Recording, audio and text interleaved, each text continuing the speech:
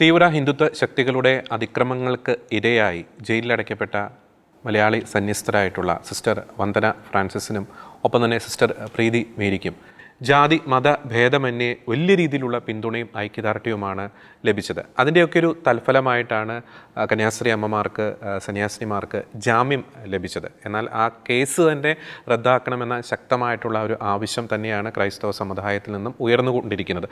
ഇനി ഒരു കാരണവശാലും ഇത്തരത്തിലുള്ള തീവ്ര ശക്തികളുടെ ആൾക്കൂട്ട വിചാരണയ്ക്ക് ഇരയായി ഒരു വ്യക്തി പോലും തുറങ്കലിൽ അടയ്ക്കപ്പെടാൻ പാടില്ല എന്ന വ്യക്തമായിട്ടുള്ള ഒരു നിലപാട് കൂടി, വ്യക്തമായിട്ടുള്ള ഒരു മനോഭാവം കൂടിയാണ് ക്രൈസ്തവ സമുദായത്തിൽ നിന്നും ഉയർന്നുകൊണ്ടിരിക്കുന്നത്. എന്നാൽ ഈ ഒരു വിഷയം കേരളത്തിലെ ക്രൈസ്തവർക്ക് വലിയ രീതിയിലുള്ള ചില തിരിച്ചറിവുകൾ, ഒപ്പം തന്നെ ചില മുന്നറിയിപ്പുകൾ നൽകുന്നുണ്ട്. ഒരു പ്രശ്നമുണ്ടാകുമ്പോൾ അതിനെ എങ്ങനെ സമീപിക്കണം, എങ്ങനെ ആ ഒരു പ്രശ്നത്തിന് ഒരു ശാശ്വതമായിട്ടുള്ള ഒരു പരിഹാരം നേടിയെടുക്കണം എന്നതിനെ സംബന്ധിച്ച് വളരെ വ്യക്തമായിട്ടുള്ള ചില മുന്നറിയിപ്പുകൾ ഈ ഒരു വിഷയം, ഛത്തീസ്ഗഡ് വിഷയം, കേരളത്തിലെ ക്രൈസ്തവ സമുദായത്തിന്, ക്രൈസ്തവർക്ക്, സഭാ നേതൃത്വത്തിന് നൽകുന്നുണ്ട്. ഈ വിഷയമാണ് നിലപാട് എന്ന ഈ ഒരു പ്രോഗ്രാമിലെ ഇന്നത്തെ എപ്പിസോഡിൽ ഞങ്ങൾ ചർച്ച ചെയ്യാൻ ആഗ്രഹിക്കുന്നത്. ഞാൻ ജോർജി, എന്നോടൊപ്പമുള്ളത് റോബിൻ അരുൺ. ഛത്തീസ്ഗഡിൽ മലയാളി സന്യാസിനികൾ സിസ്റ്റർ പ്രീതി മേരിയും സിസ്റ്റർ വന്ദന ഫ്രാൻസിസും ജയിലിൽ അടയ്ക്കപ്പെട്ട ആ ഒരു സംഭവം, ഏറ്റവും അധികം നാം അപലപിക്കേണ്ട ആ ഒരു സംഭവം, മതേതര ഇന്ത്യക്ക് ഏറ്റവും ഒരു കളങ്കം ചാർത്തിയ ആ ഒരു സംഭവം കഴിഞ്ഞ 10-ലധികം ദിവസങ്ങളായിട്ട് കേരളത്തിലെ മാധ്യമങ്ങളും രാഷ്ട്രീയ കേരളം ഒന്നടങ്കം ചർച്ച ചെയ്തുകൊണ്ടിരുന്ന ഒരു വിഷയമാണ്. ആ വിഷയത്തിൽ തീർച്ചയായിട്ടും നമുക്കറിയാം താൽക്കാലികമായിട്ടുള്ളൊരു ആശ്വാസം ലഭിച്ചിട്ടുണ്ട്. ഏവരുടെയും ഒരു ശ്രമഫലമായി ആ വിഷയത്തിൽ നമ്മുടെ പ്രിയപ്പെട്ട കന്യാസ്ത്രീ അമ്മമാർക്ക്, സന്യാസിനികൾക്ക് ജാമ്യം ലഭിച്ചിരിക്കുന്നു. എന്നാൽ കാര്യങ്ങൾ അവിടം കൊണ്ടൊന്നും അവസാനിക്കുന്നില്ല. ആ കേസ് റദ്ദാക്കുന്നത് വരെ സഭാ നേതൃത്വം ആ പോരാട്ടം തുടരും എന്ന കാര്യത്തിൽ യാതൊരു തർക്കവുമില്ല. നമ്മളിവിടെ ചർച്ച ചെയ്യേണ്ട ഇന്നത്തെ ഒരു നിലപാട് പ്ലാറ്റ്ഫോമിൽ നമ്മൾ ചർച്ച ചെയ്യേണ്ട ചില പോയിൻറ്റ്സ് ഉണ്ട്. ഈ ഒരു വിഷയം ക്രൈസ്തവർക്ക് നൽകുന്ന ഒരു വ്യക്തമായിട്ടുള്ള ചില സന്ദേശങ്ങളുണ്ട്. അത് തീർച്ചയായിട്ടും ചർച്ച ചെയ്യാമെന്ന് എനിക്ക് തോന്നുന്നു. ആദ്യമേ എനിക്ക് പറയാനുള്ളത്, ഈ വിഷയത്തിലൂടെ പോസിറ്റീവായിട്ടുള്ള ചില കാര്യങ്ങൾ സംഭവിച്ചിട്ടുണ്ട്. ആദ്യമേ തന്നെ നമുക്ക് തീർച്ചയായിട്ടും നമ്മുടെ വ്യക്തമായിട്ടുള്ളൊരു നിലപാട് ഇതാണ്. നോർത്ത് ഇന്ത്യയിൽ, പ്രത്യേകിച്ച് കേരളത്തിന് പുറത്ത് നമ്മുടെ മലയാളി സന്യസ്തർ, വൈദികരൊക്കെ ചെയ്യുന്ന ആ മിഷൻ പ്രവർത്തനങ്ങളോട് തീവ്ര ഹിന്ദുത്വ ശക്തികൾ, പ്രത്യേകിച്ച് ബജ്രംഗ് ദൾ പോലുള്ള തീവ്ര ഹിന്ദുത്വ ശക്തികൾ പുലർത്തുന്ന ഒരു ശത്രുത മനോഭാവം, വിദ്വേഷ മനോഭാവത്തിൻ്റെ ഏറ്റവും വലിയൊരു ഉദാഹരണങ്ങളിൽ ഒന്നാണ് ഈ ഛത്തീസ്ഗഡിൽ നടന്ന ഒരു സംഭവം. അതൊരു ഒറ്റപ്പെട്ട സംഭവമല്ല എന്നത് നമുക്ക് വളരെ വ്യക്തമാണ്. കാലങ്ങളായി അത് ആ നോർത്ത് ഇന്ത്യയിൽ, വടക്കേ ഇന്ത്യയിൽ വിവിധ സംസ്ഥാനങ്ങളിൽ അത് ഏത് പാർട്ടി ഭരിച്ചാലും, അത് കോൺഗ്രസ് ആയിക്കോട്ടെ, BJP ആയിക്കോട്ടെ, അത് ഏത് പാർട്ടി ഭരിച്ചാലും അവിടെ പലപ്പോഴും ഈ വിഷയങ്ങളിൽ തീവ്ര ഹിന്ദുത്വ ശക്തികൾ അഴിഞ്ഞാടാൻ അവസരം ഒരുക്കപ്പെട്ടിട്ടുണ്ട് എന്നതൊരു യാഥാർത്ഥ്യം തന്നെയാണ്. നമ്മൾ ചരിത്രത്തിലേക്ക് ചികഞ്ഞു നോക്കുമ്പോൾ അത് BJP ഭരിച്ചാലും കോൺഗ്രസ് ഭരിച്ചാലും അത്തരം സംസ്ഥാനങ്ങളിൽ ഈ തീവ്ര ഹിന്ദുത്വ ശക്തികൾ അഴിഞ്ഞാടിയിട്ടുണ്ട്, പ്രത്യേകിച്ച് ക്രൈസ്തവർക്ക് നേരെ എന്നതൊരു യാഥാർത്ഥ്യം തന്നെയാണ്. അതിന് കാരണം മറ്റൊന്നുമല്ല, വോട്ട് ബാങ്ക് പൊളിറ്റിക്സ്. നമ്മൾ പലപ്പോഴും ഇപ്പോൾ കേരളത്തിൽ ഇസ്ലാമിക തീവ്രവാദ ശക്തികൾ അഴിഞ്ഞാടാൻ ഒരു മൗന അനുവാദം ഭരണകൂടങ്ങളുടെ ഭാഗത്തുനിന്ന് ഉണ്ടാകുന്നു, രാഷ്ട്രീയ പാർട്ടികളുടെ ഭാഗത്തുനിന്ന് ഉണ്ടാകുന്നു എന്ന് നമ്മൾ പറയുമ്പോൾ അവിടെ വോട്ട് ബാങ്ക് പൊളിറ്റിക്സ് ആണ്. ഇനി കേരളത്തിന് പുറത്തും ഈ തീവ്ര ഹിന്ദുത്വ ശക്തികൾക്ക് അഴിഞ്ഞാടാൻ ഭരണകൂടങ്ങൾ അവസരങ്ങൾ ഒരുക്കുന്നതിൻ്റെ പിന്നിലും ഈ വോട്ട് ബാങ്ക് പൊളിറ്റിക്സ് ആണെന്ന കാര്യത്തിൽ യാതൊരു തർക്കവുമില്ല. അതിനാൽ തീർച്ചയായിട്ടും ഞാൻ പറഞ്ഞതുപോലെ മതേതര ഭാരതത്തിന് ഭരണഘടനാ മൂല്യങ്ങൾ ഉയർത്തിപ്പിടിച്ചുകൊണ്ട് ഒരു ജനാധിപത്യ സംവിധാനം നിലനിൽക്കുന്ന ഭാരതത്തിൽ ഇത്തരത്തിലുള്ള ആൾക്കൂട്ട വിചാരണകളുടെ ഫലമായി നിസ്വാർത്ഥമായി സേവനം ചെയ്യുന്ന സന്യാസിനികൾക്ക് നേരെ ഇത്തരത്തിലുള്ള ഒരു അതിക്രമം ഉണ്ടായത് ഒരു തരത്തിലും നമുക്ക് ന്യായീകരിക്കാൻ സാധിക്കുകയില്ല. അത് തീർച്ചയായിട്ടും അതിൽ കുറ്റവാളികളായവരെ നിയമത്തിന് മുന്നിൽ കൊണ്ടുവരാനുള്ള ഒരു ആർജവും ഇവിടുത്തെ ഭരണകൂടങ്ങളും രാഷ്ട്രീയ പാർട്ടികളും തീർച്ചയായിട്ടും കാണിക്കുന്ന കാര്യത്തിൽ യാതൊരു തർക്കമില്ല. അത് നമ്മുടെ വ്യക്തമായിട്ടുള്ളൊരു നിലപാടാണ്. ഇനി ഞാൻ പറയാൻ ആഗ്രഹിക്കുന്ന ഒരു വശം എന്ന് പറയുന്നത്, ഇതിലുണ്ടായ ചില പോസിറ്റീവായിട്ടുള്ള ചില വശങ്ങൾ കൂടി നമ്മളൊന്ന് ചർച്ച ചെയ്യേണ്ടിയിരിക്കുന്നു. അല്ല, ഏറ്റവും ആദ്യമേ എനിക്ക് പറയാനുള്ളത്, എനിക്കൊന്ന് ചരിത്രത്തിൽ ആദ്യമായിട്ടായിരിക്കും കേരളത്തിലൊരു മാധ്യമ ചരിത്രത്തിൽ ഏകദേശം ഒരു 9 ദിവസത്തോളമായി ഒരു പ്രൈം ടൈമിൽ തന്നെ അവരുടെ വാർത്തകളിലെ ഒരു സിംഹഭാഗവും തന്നെ ക്രൈസ്തവരായിട്ടുള്ള സന്യാസിനികൾ, പ്രത്യേകിച്ച് കത്തോലിക്ക സഭ, വൈദികർ, സന്യസ്തരൊക്കെ ചെയ്യുന്ന നിസ്വാർത്ഥമായിട്ടുള്ള സേവനങ്ങളെ പറ്റിയുള്ള പോസിറ്റീവായിട്ടുള്ള ചർച്ചകളും പ്രസ്താവനകളും ഒരുപക്ഷെ ചരിത്രത്തിൽ ആദ്യമായിട്ടായിരിക്കും ഇത്രയും നീണ്ട കാലയളവിൽ നമ്മുടെ മാധ്യമങ്ങളിലൂടെ നമുക്ക് കാണാൻ സാധിച്ചത്. അതുപോലെ തന്നെ രാഷ്ട്രീയ പാർട്ടികളുടെ ഭാഗത്തുനിന്ന്, അത് ഇടതായിക്കോട്ടെ വലതായിക്കോട്ടെ, അത് BJP ആയിക്കോട്ടെ, അവരുടെ ഭാഗത്തു നിന്നും ഈ ക്രൈസ്തവ സഭ ചെയ്യുന്ന സംഭാവനകളെക്കുറിച്ചുള്ള ചർച്ചകൾ, പ്രസ്താവനകൾ ഉണ്ടാകുന്നു എന്ന ഒരു കാര്യം, അത് വളരെ ശ്ലാഘനീയമായിട്ടുള്ളൊരു കാര്യമാണ്. അത് ഇതിൻ്റെ ഒരു പോസിറ്റീവായിട്ടൊരു വശമാണ്. രണ്ടാമത്തെ പ്രധാനപ്പെട്ട ഒരു കാര്യമുണ്ട്. ഒരു വിഷയം ഉണ്ടായപ്പോൾ നമ്മുടെ ഇടയിൽ, പ്രത്യേകിച്ച് ക്രൈസ്തവ സമുദായത്തിൻ്റെ ഇടയിൽ റീത്ത് ഭേദമന്യേ, സഭാഭേദമന്യേ, മാത്രമല്ല മറ്റ് രാഷ്ട്രീയ താല്പര്യ ഭേദമന്യേ ഉണ്ടായ ഒരു യൂണിറ്റി, ഈ വിഷയത്തിലുണ്ടായ പ്രതികരണം എന്ന് പറയുന്നതും അതും തീർച്ചയായിട്ടും നാം എടുത്തു പറയേണ്ടതാണ്. മൂന്നാമത്തെ പ്രധാനപ്പെട്ട ഒരു പോയിന്റുണ്ട്, സഭാ നേതൃത്വം ഈ വിഷയത്തിൽ കാണിച്ച ഒരു ജാഗ്രത. നമുക്കറിയാം സ്റ്റാൻ സ്വാമി ആ വൈദികൻ്റെ കാര്യത്തിലുണ്ടായ ആ ഒരു ദാരുണമായിട്ടുള്ള സംഭവമൊക്കെ നമുക്ക് അറിയാവുന്നതാണ്. അപ്പോൾ അത്തരത്തിലുള്ള ഒരു സംഗതി, അത്തരത്തിലുള്ള ഒരു കാര്യം ഈ ഒരു വിഷയത്തിൽ ആവർത്തിക്കപ്പെടരുത് എന്ന കൃത്യമായിട്ടുള്ളൊരു ജാഗ്രത സഭാ നേതൃത്വത്തിൻ്റെ ഭാഗത്തു നിന്നുണ്ടായിരുന്നു. ഭാരത കത്തോലിക്ക മെത്രാൻ സമിതി ഈ വിഷയത്തെ കൃത്യമായി അഡ്രസ്സ് ചെയ്യാനുള്ള വളരെ ശ്ലാഘനീയമായിട്ടുള്ള ശ്രമങ്ങൾ കൃത്യമായിട്ടുള്ള സമയത്ത് നടത്തുകയുണ്ടായി. പ്രത്യേകിച്ച് കേന്ദ്ര സർക്കാരുമായി അതുമായി ബന്ധപ്പെട്ട ഭരണ സംവിധാനങ്ങളുമായിട്ടുള്ള ഒരു ഡയലോഗ്, ചർച്ചകൾ ഉണ്ടാകുന്നു, ഇടപെടലുകൾ ഉണ്ടാകുന്നു. പ്രധാനമന്ത്രിയുടെ ഓഫീസ് ഇടപെടുന്നു, ആഭ്യന്തരമന്ത്രി അമിത്ഷായുടെ ഓഫീസ് ഇടപെടുന്നു. അത്തരത്തിലുള്ള ഒരു ക്രമീകരണങ്ങൾ, ഒപ്പം തന്നെ അതിൻ്റെ കൂടെ തന്നെ ശക്തമായിട്ടുള്ള പ്രതിഷേധങ്ങളും കൂടി ക്രൈസ്തവ സഭകൾ ഈ വിഷയത്തിൽ ഉയർത്തി. അതിൻ്റെ എല്ലാത്തിൻ്റെയും ഒരു പരിണിത ഫലമാണ് ഇപ്പോൾ സിസ്റ്റേഴ്സിന്, നമ്മുടെ പ്രിയപ്പെട്ട സിസ്റ്റേഴ്സിന് ഈ ജാമ്യം ലഭിച്ചത്.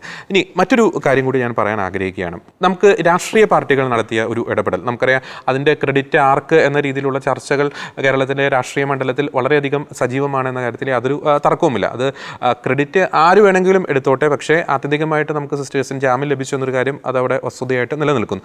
എന്തുകൊണ്ട് രാഷ്ട്രീയ പാർട്ടികൾ വളരെ സജീവമായിട്ട് ഈ വിഷയത്തിൽ ഇടപെട്ടു? അത് കോൺഗ്രസ് ആയിക്കോട്ടെ, കമ്മ്യൂണിസ്റ്റ് ആയിക്കോട്ടെ, BJP ആയിക്കോട്ടെ. അതിലെനിക്ക് ചൂണ്ടിക്കാണിക്കാനുള്ളൊരു കാര്യം കൂടിയുണ്ട്.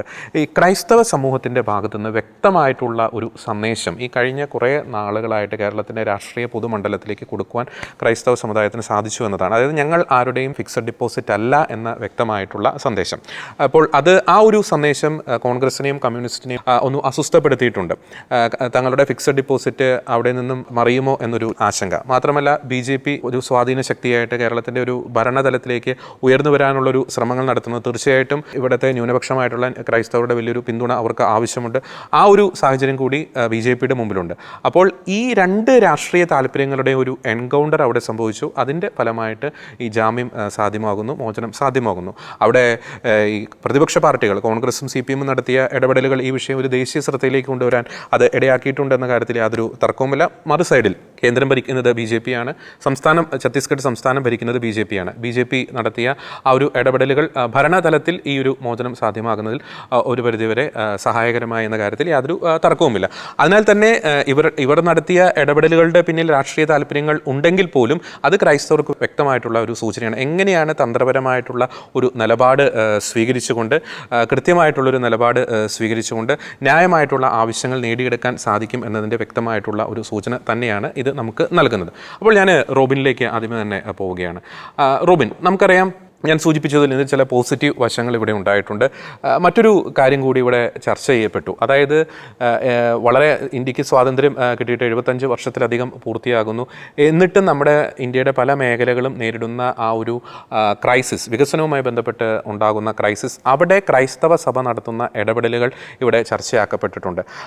അത് വലിയൊരു ക്രൈസ്തവ സഭകൾ കാലങ്ങളായിട്ട് ആ മേഖലകളിൽ ചെയ്യുന്ന നിസ്വാർത്ഥമായിട്ടുള്ള ശുശ്രൂഷകൾക്കുള്ളൊരു അംഗീകാരം കൂടിയല്ലേ. മാത്രമല്ല, ഞാൻ നേരത്തെ പറഞ്ഞതുപോലെ ഇവിടുത്തെ രാഷ്ട്രീയ പാർട്ടികളും മറ്റുള്ളവരും ഈ വിഷയത്തിൽ നടത്തിയ ഒരു പ്രതികരണങ്ങൾ, അത് എന്തിൻ്റെ ഒരു സൂചനയാണ്? ഒന്നാമത്തെ കാര്യം, നമ്മൾ ഇതിൻ്റെ ഉള്ളിൽ ഈ പ്രതികരണങ്ങളിൽ നമ്മൾ പരിശോധിക്കുമ്പോൾ ഈ മിഷണറിമാരുടെ ഇപ്പോൾ അവിടെ പോയിട്ട് ഈ കഷ്ടപ്പെട്ട് ഈ ചെയ്യുന്ന പ്രവൃത്തിയെ ഒരു രീതിയിൽ പറഞ്ഞു കഴിഞ്ഞാൽ എല്ലാ വിഭാഗങ്ങളിൽപ്പെട്ട ആളുകൾ അതിനെ മാനിക്കുന്നു എന്നുള്ള ഒരു വ്യക്തമായ ഒരു ഉദാഹരണം നമുക്ക് ശരിക്കും ഇത്ര നാളത്തെ പ്രതികരണം, ഈ ഒറ്റപ്പെട്ട ചില പ്രതികരണങ്ങൾക്കും അപ്പുറത്ത് കൃത്യമായിട്ടും മിഷണറിമാരുടെ പ്രവർത്തനം ശ്ലാഘനീയം ആക്കുന്ന, അവരെ അത് മനസ്സിലാക്കുന്ന രീതിയിലുള്ള പ്രതികരണങ്ങൾ ആളുകളുടെ അടുത്തുനിന്ന് ഉണ്ടായി എന്നുള്ളത് ഒരു പ്രധാനപ്പെട്ട സംഗതിയാണ്. ഇതിനുള്ള എനിക്ക് തോന്നുന്നത് ഏറ്റവും ആദ്യം എടുത്തു പറയേണ്ട ഒരു കാര്യമെന്ന് പറയുന്നത്, പലപ്പോഴും ഈ പെന്തക്കോസ്റ്റൽ വിഭാഗത്തിൽപ്പെട്ട ആളുകൾ അവർ നൽകിയൊരു സപ്പോർട്ട് എന്ന് പറയുന്നത് ഒരു വളരെ വലിയൊരു സപ്പോർട്ടായിരുന്നു. പിന്നെ രണ്ടാമത്തെ ഒരു കാര്യം എന്ന് പറയുന്നത്, ഇവിടുത്തെ ഇപ്പം ഇസ്ലാം മത വിശ്വാസികളാണെങ്കിലും മറ്റൊരു ഇപ്പം ചില സംഘടനകൾ ചില രാഷ്ട്രീയ മുതലെടുപ്പിന് വേണ്ടി പ്രതികരിച്ചു എന്നുള്ളതിന് അപ്പുറത്ത് പലപ്പോഴും ഈ മുസ്ലിം വിഭാഗത്തിൽപ്പെട്ട ആളുകളാണെങ്കിലും ഒരുപാട് ഹിന്ദു വിഭാഗത്തിൽപ്പെട്ട ആളുകളാണെങ്കിലും ഇതിനോടെല്ലാം അനുഭാവപൂർണ്ണമായ, സന്യാസിനികളോടാണെങ്കിലും അച്ഛന്മാരുടെ പ്രവർത്തനങ്ങളോട് ഒരുപാട് അനുഭാവപൂർണ്ണമായ പ്രതികരണങ്ങൾ നടത്തിയെന്നുള്ളത് എനിക്ക് തോന്നുന്നത്. അവർ നമ്മളെ സപ്പോർട്ട് ചെയ്തതിൻ്റെ അർത്ഥം എന്ന് പറയുന്നത് കൃത്യമായിട്ടും ക്രിസ്തുവിനോടുള്ള ഒരു അടുപ്പം കൊണ്ട് തന്നെയാണ് ഇവരെല്ലാവരും നമ്മളോട് ഈ അടുപ്പം കാണിച്ചത് എന്നുള്ളതാണ് എനിക്ക് ഏറ്റവും ആത്യന്തികമായിട്ട് തോന്നിയിട്ടുള്ളത്. അപ്പോൾ ഈ പെന്തക്കോസ്റ്റൽ വിഭാഗത്തിൽപ്പെട്ട ആളുകളാണെങ്കിൽ പോലും, അതുപോലെ ഇവാഞ്ചലിക്കാണെങ്കിൽ ഇപ്പോൾ അങ്ങനത്തെ അതിനും എല്ലാം അപ്പുറത്ത്, എന്ന് വെച്ചാൽ ഒരു ഡിവിഷൻ എല്ലാം അപ്പുറത്ത് ക്രിസ്തുവിൻ്റെ സ്നേഹം ഒരുമിപ്പിച്ച് നിർത്തി എന്നുള്ള എന്നുള്ള ഒരു എല്ലാ സഭകളെയും ഇപ്പോൾ യാക്കോബായ സഭ, ഓർത്തഡോക്സ് സഭയാണെങ്കിൽ എല്ലാ വിഭാഗത്തിൽപ്പെട്ട ആളുകളും ഈ ഒരു വിഷയം വന്നപ്പോൾ ഒരു ക്രിസ്തുവിൻ്റെ സ്നേഹം ഒരു ഒരുമിപ്പിക്കൽ നടത്തി എന്നുള്ളത് ഏറ്റവും പ്രധാനപ്പെട്ട ഒരു വസ്തുതയാണ്. ഈ രണ്ടാമതൊരു വസ്തുത, ഈ സന്യാസിനികളെ പലപ്പോഴും കുറ്റം പറഞ്ഞ ആളുകളുണ്ട്. അവരെന്തിനാണ് ഛത്തീസ്ഗഡിൽ പോയി ഇത് ചെയ്യുന്നത്, എന്തിനാണ് അവിടെ പോയി ഇത് ചെയ്യേണ്ട ആവശ്യം എന്നൊക്കെ ചോദിക്കുന്ന കുറേ ആളുകളുണ്ട്. അപ്പോൾ അങ്ങനെ എന്ന് വെച്ചാൽ തീവ്ര ചിന്താഗതിയുള്ള ആളുകൾ, പിന്നെ ചിലപ്പോൾ അതങ്ങനെ ഇങ്ങനെ ഒരു സ്വരവും കൂടെ കേൾക്കണമല്ലോ എന്ന് കരുതി പറഞ്ഞ കുറേ ആളുകളുണ്ട്, കുറ്റം പറഞ്ഞ ആളുകൾ. പക്ഷേ ഇവർ പലപ്പോഴും മനസ്സിലാക്കുന്ന ഈ വാക്കിനും അപ്പുറത്ത് ഇവർക്കൊന്നും അവിടെ പോയി ഇത്രയും കാലമായിട്ട് പ്രവർത്തിക്കാൻ ഇവരെ കൊണ്ട് ആർക്കും സാധിച്ചിട്ടില്ല എന്നുള്ളതാണ്. ആ സാധിച്ചിട്ടില്ല എന്നുള്ളതും എന്തുകൊണ്ട് സന്യാസിനികൾക്ക് സാധിക്കുന്നു എന്നുള്ളതും കൂടി എടുത്തു വെച്ചു നോക്കുമ്പോഴാണ് ഈ ക്രിസ്തു ദർശനവും അല്ലാത്ത ദർശനവും തമ്മിലുള്ള വ്യത്യാസം, ഏറ്റവും വലിയ വ്യത്യാസം അവിടെയാണ്. അവരെ കൊണ്ട് കഴിയില്ലാത്തതുകൊണ്ടാണ് അവർ ചെയ്യാത്തത്. ഈ സന്യാസിനികളെ കൊണ്ട് കഴിയുന്നത് കൊണ്ടാണ് അത് ചെയ്യുന്നത്. ഈ രണ്ട് കഴിവ് കേടും കഴിവുള്ള ആ അവസ്ഥയും തമ്മിലുള്ള വ്യത്യാസം എന്ന് പറയുന്നത് ഒരേ ഒരു വ്യത്യാസമുള്ളത് ക്രിസ്തുവാണ് എന്നുള്ളതാണ്. ഇവർ പലപ്പോഴും അവിടെയുള്ള ആളുകൾ ഈ ആദിവാസി വിഭാഗങ്ങളെ വിളിക്കുന്നത് ആദിവാസി എന്നല്ല വിളിക്കുന്നത്, ആദിവാസികൾ എന്ന് വിളിക്കാത്തതിൻ്റെ കാരണം എന്ന് പറയുന്നത് ആദിവാസികൾ എന്ന് വിളിച്ചു കഴിഞ്ഞിട്ടുണ്ട് ഒരു പ്രശ്നമുണ്ട്. ആദിവാസികൾ ഇവരായിരുന്നു എന്ന് ഞങ്ങൾ ഒരു കാലത്ത് വലിഞ്ഞു കയറി വന്നതാണ് എന്നുള്ളൊരു പ്രശ്നം അവിടെ നിലനിൽക്കുന്നുണ്ട്. ആ ചരിത്രം തന്നെ ഇപ്പം നമ്മൾ കുറച്ചൊരു ചരിത്രത്തിലേക്ക് പോവുകയാണെങ്കിൽ തന്നെ കൃത്യമായിട്ട് മനസ്സിലാക്കി. ഇപ്പോൾ ഈ ഏറ്റവും ആദ്യം ഈ നീഗ്രിറ്റോസ്, പ്രോട്ടോ ആസ്ലോയിസ് എന്നൊക്കെ പറയുന്ന വർഗ്ഗങ്ങൾ ഈ ശ്രീലങ്കയുടെ ഭാഗങ്ങളിലാണ് ഇപ്പോൾ ഉള്ളത്. കാരണം അത് ഈ ആര്യന്മാർ കടന്നു വന്നപ്പോൾ അതിങ്ങനെ തള്ളി ഇങ്ങ് ഈ സദേൺ ഇന്ത്യയിലേക്ക് വന്ന് അങ്ങനെ അങ്ങ് പോയ വർഗ്ഗങ്ങളാണ്. അപ്പോൾ അതൊക്കെയാണ് ആദിമ വർഗ്ഗങ്ങൾ എന്ന് പറയുന്നത്. അതുപോലെ തന്നെ ഇൻഡസ് വാലി സിവിലൈസേഷൻ്റെ കാലത്ത് അവിടെ ദ്രവീഡിയൻസ് ഉണ്ടായിരുന്നു പറയുന്നത് ചരിത്രം പറയുന്നത്. ആ ദ്രവീഡിയൻസ് പിന്നീട് അവിടെ ഇൻഡസ് വാലി സിവിലൈസേഷൻ തകർന്നതിന് ശേഷം ആര്യന്മാരുടെ ആക്രമണം അങ്ങനെ പല കാരണം പറയുന്നുണ്ടെങ്കിലും അവർ തകർന്നതിന് ശേഷം അവർ പിന്നെ ഇങ്ങോ സൗത്തിലേക്ക് വന്നു, അത് നോർത്തിലേക്ക് വന്നു, നോർത്തിൽ നിന്ന് മിഡിലേക്ക് വന്നു, മിഡിലിൽ നിന്ന് സൗത്തിലേക്ക് മാറുന്ന സാഹചര്യം. ആ സമയത്ത് ആര്യന്മാർ തള്ളി കയറി ഇങ്ങോട്ട് വരുന്ന സാഹചര്യം. അങ്ങനെ ഇന്ത്യയുടെ നോർത്തേൺ ഭാഗങ്ങൾ ആര്യന്മാർ കീഴടക്കുന്ന സാഹചര്യം. അങ്ങനെയൊക്കെയുള്ള ഒരു ചരിത്രം ഇന്ത്യക്കുണ്ട്. എന്ന് വെച്ചാൽ ആർക്കും ഞങ്ങൾ ആദ്യമ തൊട്ട് ഇവിടെ ഉണ്ടായിരുന്നു എന്ന് പറയത്തില്ല. ഇവരെ പൊക്കിക്കൊണ്ടും സമൂഹത്തിൻ്റെ മുഖ്യധാരയിലേക്ക് കൊണ്ടുവരാൻ അവർക്കൊരു റീസൺ ഇല്ല. ആകെ അതിനൊരു റീസൺ ഉള്ളത് ക്രിസ്ത്യൻ മിഷണറിമാർക്കാണ്. അവരത് ഭംഗിയായിട്ട് ചെയ്യുന്നു. അതിനെ അംഗീകരിക്കുന്ന ഒരുപാട് ആളുകളുണ്ട്. ഇപ്പോൾ എനിക്ക് തോന്നുന്നത് BJP സർക്കാരടക്കം, കേന്ദ്ര സർക്കാരടക്കം, അതുപോലെ തന്നെ ഒരു വലിയ വിഭാഗം ആളുകൾ അതിനെ കൃത്യമായിട്ട് മനസ്സിലാക്കുകയും അതിനെ കൃത്യമായിട്ട് എന്താ പറയുക മാനിക്കുന്നതിൻ്റെ ഒരു ലക്ഷണം തന്നെയാണ് ഇപ്പോൾ ഇവരോട് കാണിച്ച ഈ അനുഭാവം എന്ന് പറയുന്നത്. അപ്പോൾ അതിനപ്പുറത്ത് രാഷ്ട്രീയങ്ങളും അങ്ങനെ പല കാര്യങ്ങളും ഉണ്ടാകും. പക്ഷേ അതിനെല്ലാം അപ്പുറത്ത് ഇങ്ങനെയൊരു കാര്യം കൂടി അതിൻ്റെ പിന്നിലുണ്ട് എന്നുള്ളത് ഒരു യാഥാർത്ഥ്യമാണ്. അപ്പോൾ ഈ വിമർശിക്കുന്ന ആളുകൾ അവരെ കൊണ്ടത് ചെയ്യാൻ കഴിയില്ല. അവരെത്ര കാലം, ഒരു 10,000 വർഷം കഴിഞ്ഞാലും അവർക്ക് എന്തൊക്കെ ആനുകൂല്യം കിട്ടിയാലും അത് ചെയ്യാൻ നിങ്ങളെക്കൊണ്ട് കഴിയില്ല എന്ന് വിമർശിക്കുന്ന ആളുകൾ ഓർത്തിരിക്കുന്നത് നല്ലതാണ്. കാരണം അവരെക്കൊണ്ട് അത് ഒരിക്കലും കഴിയാത്തത് കൊണ്ടാണ് സന്യാസിനികൾ അത് ചെയ്യേണ്ട അവസ്ഥ വന്നത്, മിഷണറിമാർ അവിടെ ചെയ്യേണ്ട അവസ്ഥ വന്നത്. അവരെ കൊണ്ട് അത് കഴിയുന്നു. അവരുടെ ഒറ്റ തലമുറ കൊണ്ട് തന്നെ അവരെ വികസനത്തിൻ്റെ മുഖ്യധാരയിലേക്ക് കൊണ്ടുവരാൻ അവർക്ക് കഴിയുന്നു. അപ്പോൾ അതിനെ വിമർശിക്കാതിരിക്കുക, നിങ്ങൾക്ക് കഴിയാത്തതിനെ നിങ്ങൾ വിമർശിക്കാതിരിക്കുക എന്നുള്ളത് മാത്രമേ അവരോട് നമുക്ക് പറയാനുള്ളൂ. അപ്പോൾ അരുൺ, ഞാൻ തുടക്കത്തിൽ എൻ്റെ സൈഡിൽ നിന്നും എൻ്റെ ഭാഗത്തു നിന്നും ഈ ഒരു വിഷയത്തിലുണ്ടായിട്ടുള്ള പോസിറ്റീവായിട്ടുള്ള ചില വശങ്ങൾ, ക്രൈസ്തവരെ സംബന്ധിച്ചിടത്തോളം ഉണ്ടായ ചില തിരിച്ചറിവുകൾ, അപ്പോൾ റോബിനും ആ ഒരു സമാനമായിട്ടുള്ള ചില ആശയങ്ങൾ കൂടി പങ്കുവച്ചു. എൻ്റെ ഒരു ചോദ്യം ഇതാണ്, ഇതിലൂടെ ഈ ഒരു വിഷയത്തിലൂടെ ക്രൈസ്തവർ പഠിക്കേണ്ട ഒരു പാഠങ്ങൾ എന്തൊക്കെ? ഞാനത് ചോദിക്കാനുള്ളൊരു കാരണം ഇതാണ്, ഈ വിഷയത്തിലുണ്ടായിട്ടുള്ള ക്രൈസ്തവ സഭകൾ നടത്തിയ പ്രതികരണങ്ങൾ, ക്രൈസ്തവർ സാമൂഹ്യ മാധ്യമങ്ങളിലൂടെ നടത്തിയ ഈ വിഷയത്തിൽ നടത്തിയ ഒരു പ്രതികരണങ്ങൾ, ആ ഒരു പ്രതികരണങ്ങൾ അതുണ്ടാക്കിയ ഇമ്പാക്റ്റ്, അതെല്ലാ തലത്തിലും സാമൂഹ്യമായിക്കോട്ടെ രാഷ്ട്രീയമായിക്കോട്ടെ ആ തലത്തിലുണ്ടാക്കിയ ഒരു ഇമ്പാക്റ്റ്, അത് നമുക്ക് നൽകുന്ന പാഠങ്ങൾ എന്തൊക്കെയാണ്? നമുക്കറിയാം, നമ്മൾ ചില വിഷയങ്ങളിൽ വൈകാരികമായിട്ട് പ്രതികരിക്കേണ്ട വിഷയങ്ങളുണ്ട്, തന്ത്രപരമായിട്ട് പ്രതികരിക്കേണ്ട വിഷയങ്ങളുണ്ട്, വിവേകത്തോടെ പ്രതികരിക്കേണ്ട സാഹചര്യങ്ങളുണ്ട്. ഈ മൂന്നിൻ്റെയും ഒരു കോമ്പിനേഷൻ, അത് കൃത്യമായിട്ടുള്ള ഒരു തലത്തിൽ ഈ ഒരു വിഷയത്തിൽ നടത്താൻ ക്രൈസ്തവ സഭകൾക്ക് അല്ലെങ്കിൽ ക്രൈസ്തവർക്ക് എത്രത്തോളം സഹായിച്ചിട്ടുണ്ട്, അതിൽ അവർ വിജയിച്ചിട്ടുണ്ടോ? ജോർജ്, ഈ വിഷയത്തിൽ പോസിറ്റീവായിട്ടുള്ള കുറേ കാര്യങ്ങൾ നിങ്ങൾ സംസാരിക്കേണ്ടായി. പക്ഷേ ചില കാര്യങ്ങൾ കൂടി ക്രൈസ്തവർ തിരിച്ചറിയേണ്ട ഒരു സമയത്തിലാണ് ഇപ്പം നമ്മൾ വന്ന് നിൽക്കുന്നത്. ഇപ്പോൾ ഈ വിഷയത്തിൽ തന്നെ ഞാൻ ആരെയും വെളുപ്പിക്കാനോ കറുപ്പിക്കാനോ ഇല്ല. പക്ഷേ ക്രൈസ്തവന് അവൻ്റെ ഒരു ബുദ്ധി ഉപയോഗിച്ച് അവന് ചില കാര്യങ്ങളെ മനസ്സിലാക്കണമെന്ന് ഞാൻ ആഗ്രഹിക്കുകയാണ്. കാരണം ഈ വിഷയത്തിൽ ആരാണ് കന്യാസ്ത്രീകളെ ജയിലടച്ചത്, ആരാണ് അവരെ മോചിപ്പിച്ചത്? ഇതിൽ ജയിലടച്ച കാര്യത്തിൽ നമുക്ക് ആർക്കും സംശയമില്ല. അത് തീവ്ര ഹിന്ദുത്വവാദികളുടെ BJP സർക്കാർ ഭരിക്കുന്ന ഛത്തീസ്ഗഡിൽ സംഭവിച്ച ഒരു സംഭവമാണ്. അപ്പോൾ ജയിലടച്ചവരെ കുറിച്ച് നമുക്ക് യാതൊരു സംശയമില്ല. പക്ഷേ ആരാണ് മോചിപ്പിച്ചത് എന്ന് പറയുമ്പോൾ അതിൻ്റെ ക്രെഡിറ്റ് ഏറ്റെടുക്കാൻ വേണ്ടിയിട്ട്, അതിൻ്റെ ക്രെഡിറ്റ് കിട്ടാൻ വേണ്ടിയിട്ട് പലരും നടത്തുന്ന കപട നാടകമാണ് നമ്മൾ ഈ കഴിഞ്ഞ 10 ദിവസം നമ്മൾ കണ്ടത്. അതിൽ എല്ലാ രാഷ്ട്രീയ പാർട്ടികളും അവരുടേതായ റോളുകൾ വഹിച്ചിട്ടുണ്ട്. പക്ഷേ കൃത്യമായിട്ട് പറയുകയാണെങ്കിൽ കേരളത്തിലെ 2 പാർട്ടികൾ അവരോട് ചേർന്ന് ചിലർ കളിച്ച നാടകങ്ങൾ അത് പച്ചയായ യാഥാർത്ഥ്യമാണ്. ഇവിടെ എന്താണ് സംഭവിച്ചത്? കന്യാസ്ത്രീകളെ അകാരണമായിട്ട് കൃത്യമായ അജണ്ടയോടുകൂടി തന്നെ അവരെ അറസ്റ്റ് ചെയ്ത ഒരു സംഭവമാണ്. അപ്പോൾ ഇതിൽ സഭ പ്രതികരിക്കേണ്ട രീതി എന്താണ്? അതാണ് സഭ ചെയ്തത്. ഒന്ന്, സഭ കേന്ദ്രം ഭരിക്കുന്ന പാർട്ടിയുമായിട്ട് അല്ലെങ്കിൽ കേന്ദ്ര സർക്കാരുമായിട്ട് കൃത്യമായിട്ടുള്ള കമ്മ്യൂണിക്കേഷൻ നടത്തി. അതിൻ്റെ റിസൾട്ടായിട്ടാണ് ഞാൻ ഈ സന്യാസിനികളുടെ മോചനത്തെ ഞാൻ കാണുന്നത്. അതല്ലാതെ ഇവിടെ മറ്റുള്ളവർ കളിച്ച നാടകങ്ങളൊക്കെ അതൊക്കെ ഒരുപക്ഷെ എരുത്തിയിൽ എണ്ണ ഒഴിക്കുകയാണോ ചെയ്തത്, അതോ സന്യാസിനികളുടെ മോചനത്തിന് സഹായകരമാവുകയാണോ ചെയ്തതെന്ന് ചോദിച്ചാൽ എനിക്ക് ആ വിഷയത്തിൽ എനിക്ക് അഭിപ്രായമില്ല. എല്ലാം ചെറിയ രീതിയിലൊക്കെ സഹായങ്ങൾ ചെയ്തിട്ടുണ്ടാവും. കൃത്യമായിട്ട് നമ്മൾ കേരളത്തിൻ്റെ പൾസ് നോക്കിയാൽ, ഇന്ത്യയിൽ ഈ വിഷയമായിട്ട് വന്ന പൾസുകൾ നമ്മൾ നോക്കിക്കഴിഞ്ഞാൽ നമുക്കറിയാൻ സാധിക്കും. ഇവിടുത്തെ മുഖ്യധാര മാധ്യമങ്ങളുടെ കീഴിൽ വന്ന കമൻറ്റുകൾ മാത്രം പരിശോധിച്ചാൽ മതി. വേറെ BJPയുടെയോ വേറെ ഏതെങ്കിലും ഹിന്ദുത്വവാദികളുടെ ഓൺലൈൻ ചാനലുകളിൽ വന്ന കമൻറ്റുകൾ നോക്കണ്ട. നമ്മുടെ മുഖ്യധാര മാധ്യമങ്ങളെ പരിശോധിച്ച് കഴിഞ്ഞാൽ കൃത്യമായിട്ട് നമുക്കറിയാൻ സാധിക്കും. ഈ 10 ദിവസത്തിനുള്ളിൽ ജോർജി സൂചിപ്പിച്ചു, മിഷണറിമാരുടെ പ്രവർത്തനങ്ങളെ ശ്ലാഘിച്ചുകൊണ്ട് അനേകർ എഴുതി, അനേകർക്കത് മനസ്സിലാക്കാൻ സാധിച്ചു എന്ന് പറയുന്നു. അതോടൊപ്പം തന്നെ ക്രിസ്ത്യൻ മിഷണറിമാർക്കെതിരെ അവർ മുഴുവൻ മതപരിവർത്തകരാണ് എന്നൊരു ധാരണ ഹിന്ദു സമൂഹത്തിലെ ഒരുപാട് പേരിലേക്ക്, അതായത് നോർത്തിലുണ്ടായിരുന്ന ആ ഒരു ധാരണ ഇവിടെ നമ്മുടെ നാട്ടിലും പരത്തുവാനായിട്ട് ചിലർ വിജയിച്ചു എന്നുള്ളതാണ് എന്നെ വേദനിപ്പിക്കുന്നത്. പല ഹിന്ദുക്കളും ക്രിസ്ത്യാനികളും മിഷണറിമാരെല്ലാം മതപരിവർത്തകരാണ്, നിർബന്ധിതമായിട്ട് മതം മാറ്റുന്നവരാണ്, അതാണ് അവരുടെ തൊഴിൽ എന്ന രീതിയിലുള്ള ഒരു ധാരണയിലേക്ക് കൊണ്ടുവരാനായിട്ട് ഇവിടെ പലരും കിണഞ്ഞു ശ്രമിച്ചു. ആ ശ്രമങ്ങൾ വലിയ തോതിൽ ഹിന്ദു സമൂഹത്തിൽ സ്വാധീനം ചെലുത്തിയിട്ടുണ്ട് എന്നുള്ളത് അവിടെ വരുന്ന പ്രതികരണങ്ങളിൽ നിന്ന് നമുക്ക് മനസ്സിലാക്കാൻ സാധിക്കും. ഇത് ഇത്രയും നീട്ടിക്കൊണ്ടോ ഇതാണ് ഇതിൻ്റെ എല്ലാം പ്രശ്നമായത്. 1, 2, 3 ദിവസം കൊണ്ട് കഴിയാവുന്ന ഒരു വിഷയത്തിനെ ഇത്രത്തോളം വലിച്ചു നീട്ടുന്നതിൽ പലരും ഇതിൻ്റെ ഉള്ളിൽ കളിച്ചിട്ടുണ്ട്. നമ്മൾ വിചാരിക്കുന്നതിനപ്പുറമായിട്ട് ചിലരുടെ അജണ്ടകളോടുകൂടി നടന്ന ചില ശ്രമങ്ങൾ ഇതിൻ്റെ പിന്നിലെ നമുക്ക് കാണാൻ കഴിയും. ആദ്യത്തെ ദിനങ്ങളിൽ തന്നെ SDPI എന്ന് പറയുന്ന പോപ്പുലർ ഫ്രണ്ടിൻ്റെ രാഷ്ട്രീയ മുഖം എന്ന് പറയുന്ന സംഘടന അവർ ക്രൈസ്തവ സന്യാസിനികൾക്ക് ഐക്യദാർഢ്യം പ്രഖ്യാപിച്ചുകൊണ്ട് വരുമ്പോൾ അന്നേ പറയണമായിരുന്നു, ഇത് നിങ്ങളുടെ സ്പേസ് അല്ല, ഇത് നിങ്ങൾക്ക് കളിക്കാനുള്ള സ്പേസ് അല്ല എന്ന് പറയാനുള്ള ചങ്കുറപ്പ് വേണമായിരുന്നു. വിഴിഞ്ഞത്തും മൊനമ്പത്തും ഇവർ കളിച്ചിട്ടുള്ള നാടകങ്ങൾ കണ്ടിട്ടുള്ളവർക്ക് ആദ്യമേ തന്നെ പറയാൻ കഴിയണം, ഇത് നിങ്ങൾക്കുള്ള സ്പേസ് അല്ല. അത് കൃത്യമായിട്ട് പറയാത്തത് കൊണ്ട് തന്നെ ഇവർ പല ഏരിയയിലും നുഴഞ്ഞു കയറി പല വിധത്തിലും, എനിക്ക് തോന്നുന്നു ചില പ്രസ്താവനകൾ പോലും അതിര് വിട്ടുപോയിട്ടുണ്ട്. പറയേണ്ടതല്ല പറഞ്ഞിരിക്കുന്നത്. എന്താണോ നമ്മുടെ ആവശ്യം, ആ ആവശ്യം മാത്രമല്ല പറഞ്ഞിരിക്കുന്നത്. ഇതിൻ്റെ എല്ലാം ഉള്ളിൽ ചിലരുടെയൊക്കെ അജണ്ട നടപ്പാക്കാനുള്ള ശ്രമങ്ങൾ കൃത്യമായിട്ട് നടന്നിട്ടുണ്ട്. ശരിക്കും പറയുകയാണെങ്കിൽ ഇത് സൂചി കൊണ്ടെടുക്കുന്നതിനെ തൂമ്പ കൊണ്ടെടുക്കുന്ന ഒരവസ്ഥയിലേക്ക് ഇതിനെ കൊണ്ടു ചെന്നെത്തിക്കുകയാണ് ചിലർ ചെയ്തത്. അവരുടെ നാടകങ്ങളിലൂടെയും അവരുടെ അജണ്ടകൾ നടപ്പാക്കുന്നതിലൂടെയും ചെയ്തത്. ഞാൻ ഒരു കാര്യം ചോദിക്കട്ടെ, ഇവിടെ ഇപ്പോൾ മാത്രമാണോ ക്രൈസ്തവർ പീഡിപ്പിക്കപ്പെട്ടത്? ഈ സംഭവത്തിൽ ഇവർ കാണിച്ച സ്നേഹത്തിനും കരുണയ്ക്കും ഇവർ ചെയ്ത പ്രതിഷേധങ്ങൾക്കും ഇവരുടെ എല്ലാ നടപടികൾക്കും നന്ദി പറഞ്ഞുകൊണ്ട് തന്നെ ഞാൻ പറയട്ടെ, ഈ ഒരു വിഷയം മാത്രമാണോ ഇവിടെ ഉണ്ടായിട്ടുള്ളത്? ഇന്ത്യയിലായിക്കോട്ടെ, കേരളത്തിലായിക്കോട്ടെ, ഇതിനു മുമ്പുണ്ടായ വിഷയങ്ങളിലൊക്കെ ഇവർ എവിടെയായിരുന്നു? ഈ തദ്ദേശ തെരഞ്ഞെടുപ്പ് വന്നിട്ടില്ലായിരുന്നെങ്കിൽ ഇവിടുത്തെ കേരളത്തിലെ ക്രൈസ്തവരിൽ ഒരു വിഭാഗം BJPയിലേക്ക് ചായുന്നു എന്ന് കണ്ടപ്പോൾ അതുവരെ ഇവർ എവിടെയായിരുന്നു?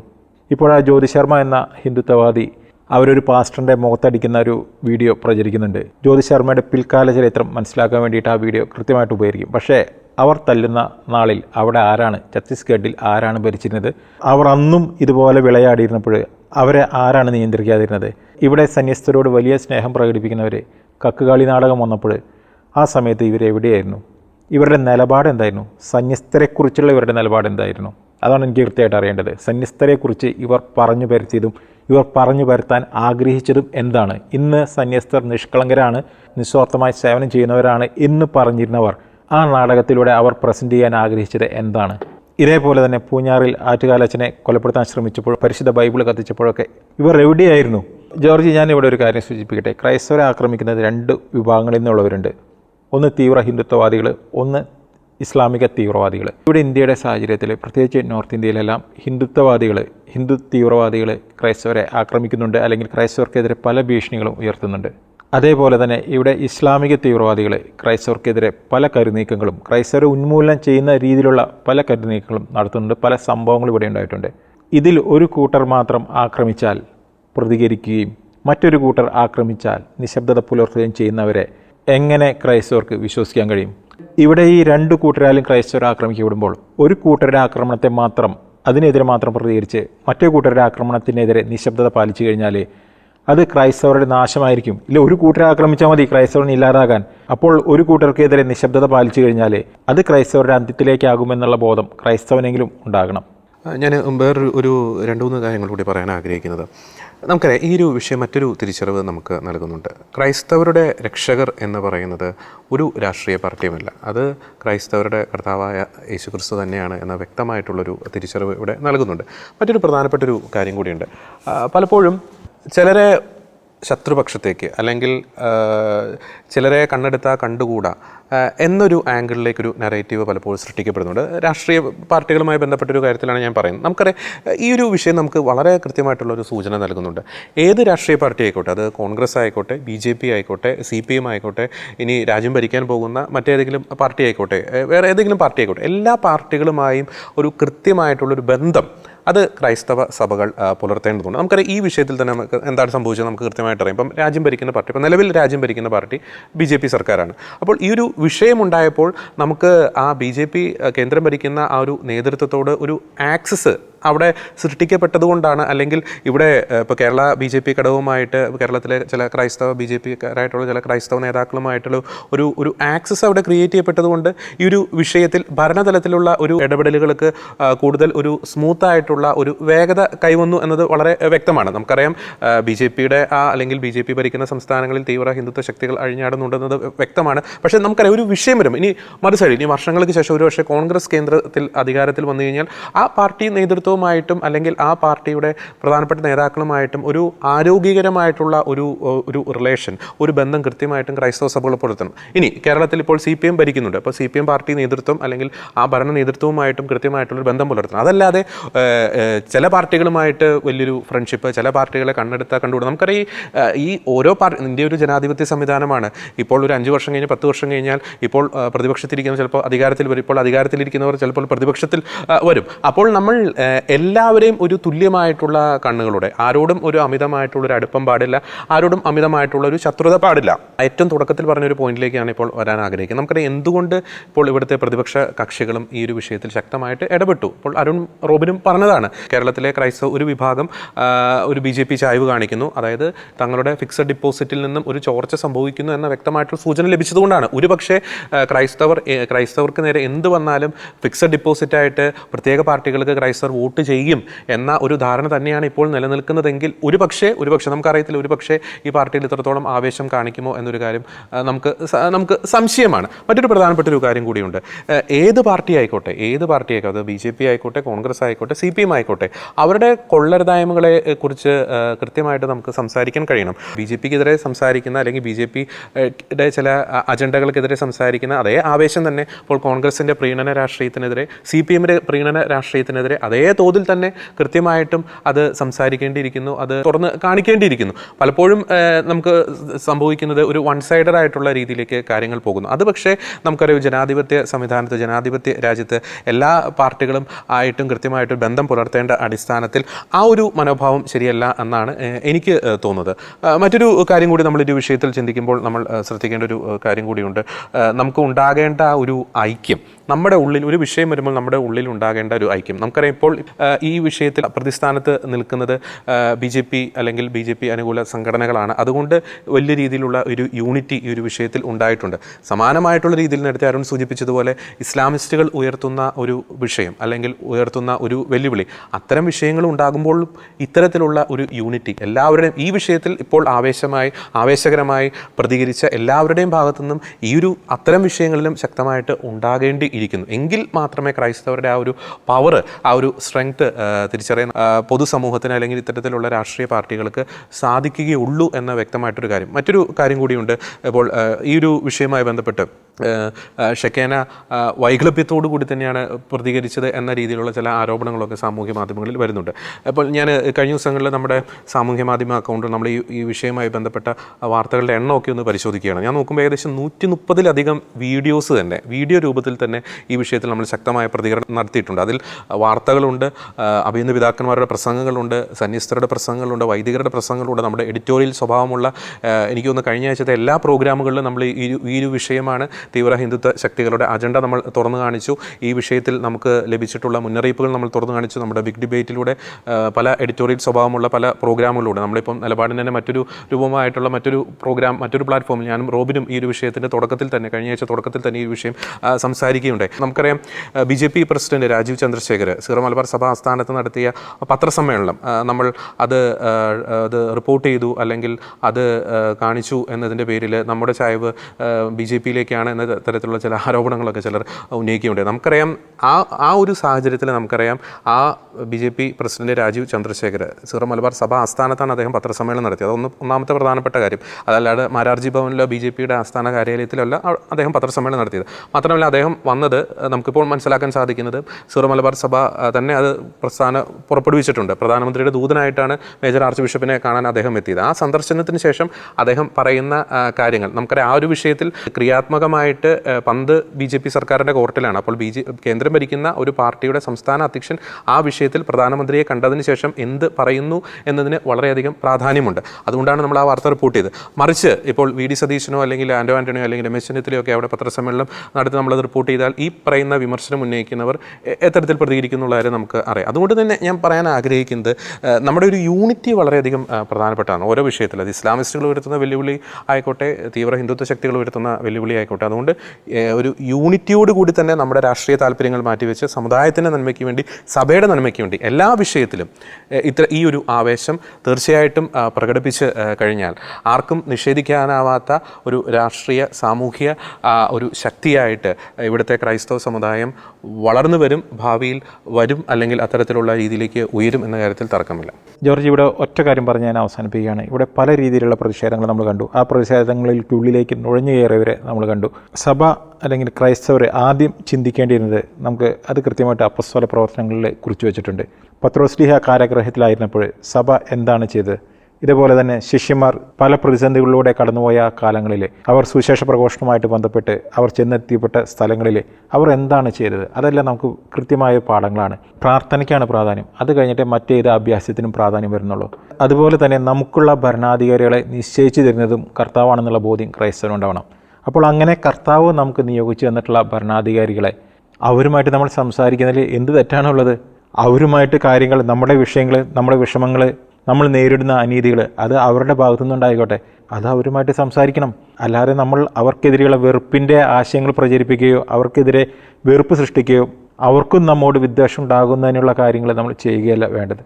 ഓക്കെ, അത് കറക്റ്റാണ്. കാരണം ചില വിഷയങ്ങളുണ്ടാകുമ്പോൾ ചില നിക്ഷിപ്ത താല്പര്യക്കാർ പലപ്പോഴും ഈ സഭാ നേതൃത്വത്തെ സമ്മർദ്ദത്തിൽ ആഴ്ത്തുന്ന ചില പ്രതിഭാസങ്ങളും ചില സംഭവങ്ങളൊക്കെ നമുക്ക് കാണാൻ സാധിച്ചിട്ടുണ്ട്. അതുകൊണ്ട് തന്നെ വിവേകത്തോടു കൂടി തന്നെ നമുക്കറിയാം, ഈ ഒരു വിഷയത്തിൻ്റെ പശ്ചാത്തലത്തിലല്ല ഇത് ഞാൻ പറയുന്നത്, ഏത് വിഷയം ഉണ്ടായിക്കോട്ടെ അത് വിവേകത്തോടു കൂടി തന്നെ, ജാഗ്രതയോടുകൂടി തന്നെ, ജ്ഞാനത്തോട് കൂടി തന്നെ ഓരോ വിഷയങ്ങളിലും കൃത്യമായിട്ടുള്ള ഇടപെടലുകൾ ഉണ്ടാകണമെന്നത് വളരെ വ്യക്തമാണ്.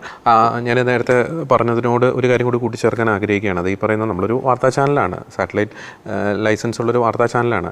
അപ്പോൾ വാർത്തകൾ നമ്മൾ തീർച്ചയായിട്ടും റിപ്പോർട്ട് ചെയ്യും. അത് ഇപ്പോൾ കോൺഗ്രസ് ആസ്ഥാനത്ത് നടക്കുന്ന പത്രസമ്മേളനം ആയിക്കോട്ടെ, BJP ആസ്ഥാനത്ത് നടക്കുന്ന പത്രസമ്മേളനം ആയിക്കോട്ടെ, CPM ആസ്ഥാനത്ത് നടക്കുന്ന പത്രസമ്മേളനം ആയിക്കോട്ടെ, നമ്മളൊരു വാർത്താ ചാനൽ എന്നുള്ള രീതിയിൽ ആ വാർത്തകൾ റിപ്പോർട്ട് ചെയ്യാനും അത് ടെലികാസ്റ്റ് ചെയ്യാനുള്ള എല്ലാ സ്വാതന്ത്ര്യവും നമുക്കുണ്ട്. അപ്പോൾ CPMൻ്റെ ഒരു വാർത്താ സമ്മേളനം നമ്മൾ റിപ്പോർട്ട് ചെയ്തു എന്നതിൻ്റെ പേരിൽ നമ്മൾ CPMലേക്ക് ചാഞ്ഞു എന്ന് ആരോപിക്കുന്നവർ അത് തീർച്ചയായിട്ടും ഈ കാര്യം മനസ്സിലാക്കുക. ഇനി കോൺഗ്രസിൻ്റെ വാർത്താ സമ്മേളനം റിപ്പോർട്ട് ചെയ്തു എന്നതിൻ്റെ പേരിൽ നമ്മൾ കോൺഗ്രസ്സുകാരാണ് ആരോപിക്കുന്നവരും ഈ കാര്യം മനസ്സിലാക്കുക. സമാനമായിട്ടുള്ള കാര്യം തന്നെയാണ് BJPയുടെ കാര്യത്തിൽ നമുക്ക് പറയാനുള്ളത്. നമുക്ക് വാർത്തകൾ നമ്മൾ കൃത്യമായിട്ട് തന്നെ അത് റിപ്പോർട്ട് ചെയ്യും. കാര്യങ്ങൾ വളരെ വ്യക്തമാണ്. ഒരു രാഷ്ട്രീയ പാർട്ടിയും, ഇന്ത്യയിലെ ഒരു രാഷ്ട്രീയ പാർട്ടിയും ഒരു തീവ്ര ശക്തികൾക്കും കുടപിടിക്കരുത്. വോട്ട് ബാങ്ക് രാഷ്ട്രീയത്തിൻ്റെ പേരിൽ, സ്വാർത്ഥ താല്പര്യങ്ങളുടെ പേരിൽ, അധികാര രാഷ്ട്രീയത്തിൻ്റെ പേരിൽ, ചില തീവ്ര മത ആശയങ്ങളുടെ പേരിൽ ഒരു തീവ്രവാദ ശക്തികൾക്കും അഴിഞ്ഞാടുവാനുള്ള ഒരു അവസരവും ഇവിടുത്തെ ഒരു രാഷ്ട്രീയ പാർട്ടികളും കൊടുക്കരുത്. അത് തീവ്ര ഹിന്ദുത്വ ശക്തികളായിക്കോട്ടെ, തീവ്ര ഇസ്ലാമിക ശക്തികളായിക്കോട്ടെ. തീർച്ചയായിട്ടും ഈ ഛത്തീസ്ഗഡ് വിഷയം വലിയൊരു മുന്നറിയിപ്പ് തന്നെയാണ് മതേതര ഇന്ത്യക്ക് നൽകുന്നത്.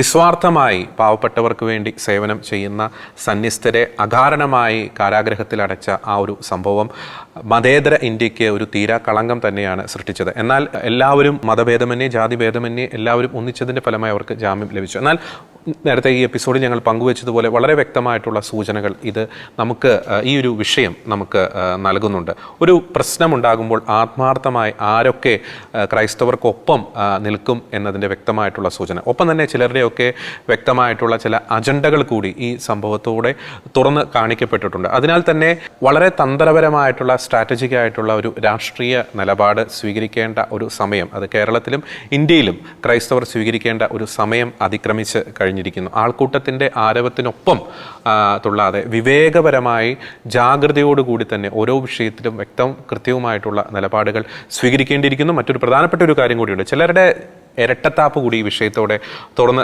കാണിക്കപ്പെട്ടിരിക്കുന്നു. അതിനാൽ തന്നെ ഇരട്ടത്താപ്പുകൾ അവസാനിപ്പിക്കുക, സ്വാർത്ഥ താല്പര്യങ്ങൾ അവസാനിപ്പിക്കുക, വോട്ട് ബാങ്ക് രാഷ്ട്രീയത്തിൻ്റെ സ്വാർത്ഥ താല്പര്യങ്ങൾ അവസാനിപ്പിക്കുക. ഈ രാജ്യത്തിന് വേണ്ടി, രാജ്യത്തിൻ്റെ മതേതര സങ്കല്പങ്ങൾക്ക് വേണ്ടി, ഭരണഘടനയ്ക്ക് വേണ്ടി ഉറച്ച നിലപാടുകൾ എടുക്കുവാൻ രാഷ്ട്രീയ പാർട്ടികൾക്ക് സാധിക്കട്ടെ. ഒപ്പം തന്നെ ക്രൈസ്തവ സമുദായത്തിൻ്റെ പൊതുവായ നന്മയ്ക്ക് വേണ്ടി ഏകകണ്ഠേനയുള്ള ഒറ്റക്കെട്ടായിട്ടുള്ള ഒരു നിലപാട് സ്വീകരിക്കുവാൻ ഇവിടുത്തെ എല്ലാ ക്രൈസ്തവർക്കും സാധിക്കട്ടെ എന്ന വ്യക്തമായിട്ടുള്ള നിലപാട് അറിയിച്ചുകൊണ്ട് മറ്റൊരു വിഷയത്തിലെ നിലപാടുമായി ഞങ്ങൾ വീണ്ടും വരുന്നതായിരിക്കും. എല്ലാ പ്രിയപ്പെട്ട പ്രേക്ഷകർക്കും നന്ദി.